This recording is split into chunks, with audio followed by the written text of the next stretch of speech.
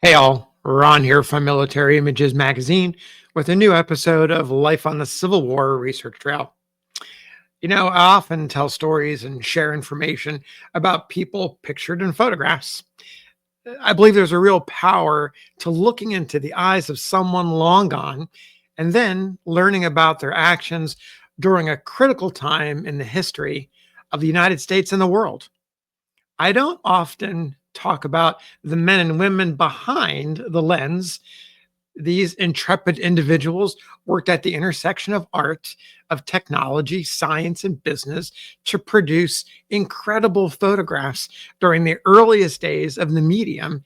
It literally changed civilization.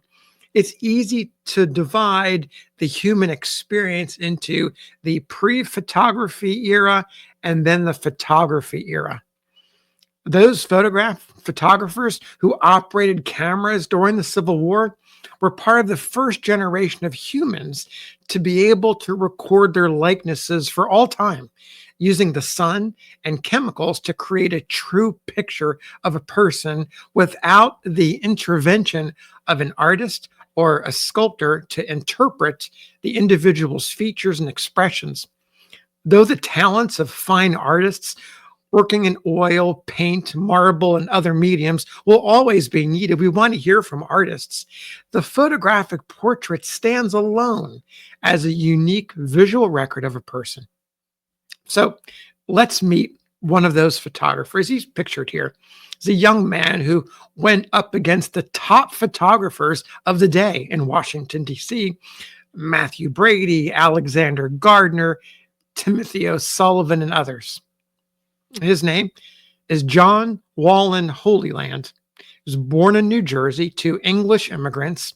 He and his family eventually settled in Baltimore, where his father, Charles, established himself as an engraver and an engineer. Young John had an interest in the fine arts and painted. He did landscapes, seascapes, and bird pictures. That was his favorite stuff to paint. Also, as a boy, he took a trip to the Minnesota frontier. That's way out in the western part of the country in the 1850s. He takes a trip with his uncle and other family members, and this fuels his passion. Seeing nature, it fuels his passion to paint even more. At some point in his early life, he discovers a related passion, and that's for photography. Explains why he's posed with a camera here. At age 19, it's in late 1860 or early 1861, as the clouds of war are gathering over the country, a Baltimore photographer named John H. Young hires Holyland to work in his gallery. Holyland lucked out because now he had an opportunity to learn the craft, the art of photography from the seasoned veteran Young, who cut his chops as a pioneer daguerreotypist in the early part of photography back in the 40s and early 50s.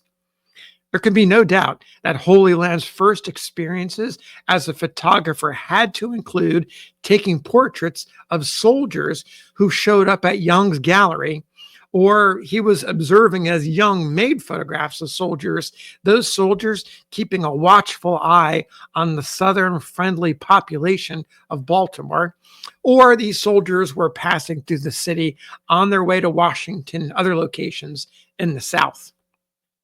Now, in the early part of the war, Holyland's father, Charles, purchases a gallery for his son. He was fairly well to do thanks to his earnings as an engraver and an engineer. So he buys his son a photograph gallery in Washington, D.C. at 250 Pennsylvania Avenue, just a couple of blocks from the studio of you know who, Mathew Brady. I would say this is a smart business move on the part of Holyland's father. Why, you may ask? Census figures reveal that Washington contained about 75,000 residents in 1860, making it the 14th largest city in the country. 10 years later, in 1870, 132,000 souls were enumerated almost twice as large. But in fact, Washington had slipped from the 14th to the 15th most populated city in the country. However, don't be fooled. The growth rate over that 10-year period was 75.4%. That makes it the fourth largest city growing in the country, the largest on the eastern seaboard. The only three cities that grew faster than Washington were Chicago, San Francisco, and St. Louis, all the western cities. Now, during the war, estimates suggest that between the census enumerations in 1860 and 1870, about 150,000 to 200,000 people lived in Washington. Government workers, military personnel, relief workers, and freedmen escaping slavery in the South. This rapid expansion of the city stressed out local resources. It also created new and exciting business opportunities like photography. Everybody wants to get their photograph taken, and photographers are needed to establish galleries to capture the faces of the soldiers and the civilians. So, young Holy Land moves to Washington. One writer shared this observation, writing, quote, "An average and experienced youth would have been utterly discouraged and led to abandon the undertaking in despair.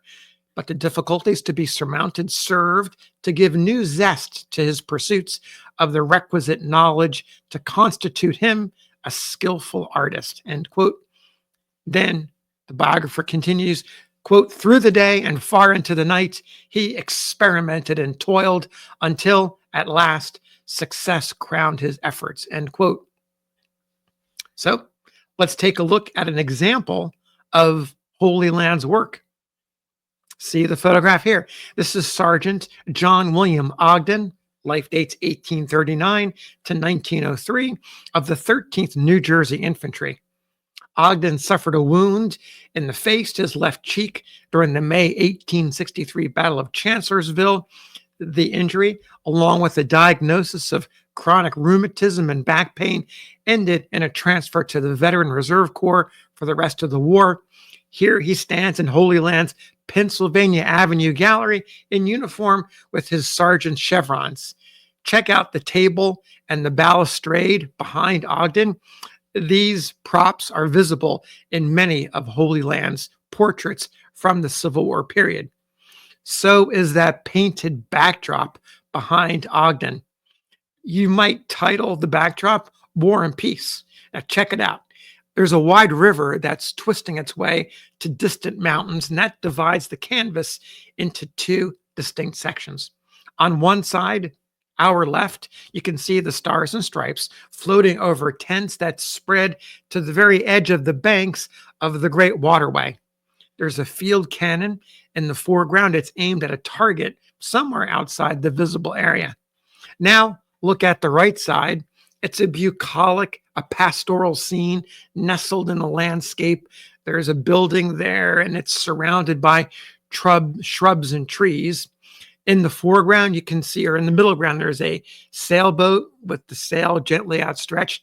And in other images made by Holy Land, where the lens is shifted a little bit to the right, you can see some cattle that are grazing, are not visible here, but there's cattle grazing along the water's edge.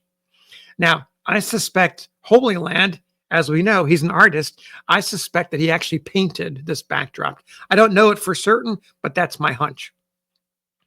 The fact that Holy Land continued to pursue his work as a fine artist during this time is supported by a newspaper report in the January 27th, 1864 issue of the Washington Chronicle. It describes Holy Land as an eminent photographer. Pretty good for a kid who's about 21 years old, working in the same town as Mathew Brady.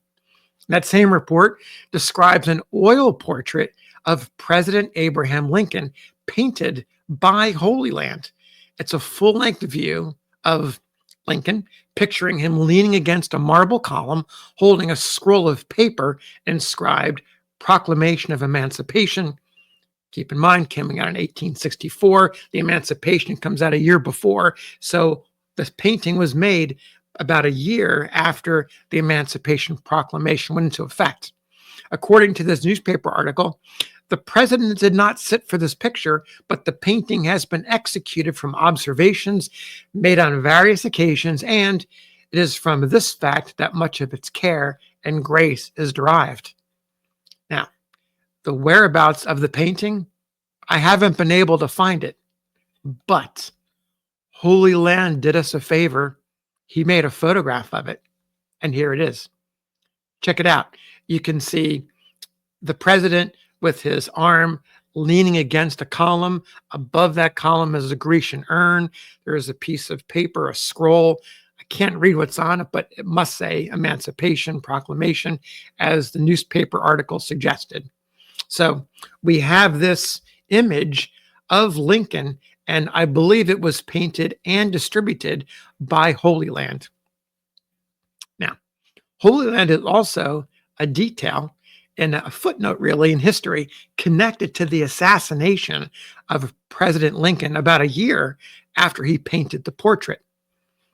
Sometime in early 1865, after the assassination, about 80 members of the late president's bodyguard, all members of Company K of the 150th Pennsylvania Infantry, marched over to Holy Land's gallery and posed for their carte de visite portraits. And they made an album of all of those images, and they presented that album to Lincoln's surviving son, Tad. Today, that album is in the collection of the Abraham Lincoln Presidential Library and Museum. Now, what became of Holy Land? He, in fact, left Washington soon after. Following the death of his father in the autumn of 1865, Holy Land returned to Baltimore and purchased the studio of the man who gave him his first lessons in photography, John H. Young. He then reopened it under his own name, Holy Land, and he operated that gallery into the late 19th or early 20th century. In 1911, one writer celebrated Holy Land's career as a photographer by mentioning that his portraits were part of many Baltimore family records that, quote, helped to hook our generations together, end quote. What a lovely turn of phrase. Holy Land died in 1931 at age 89. So thanks for listening. We'll see you on the next episode of Life on the Civil War Research Trail.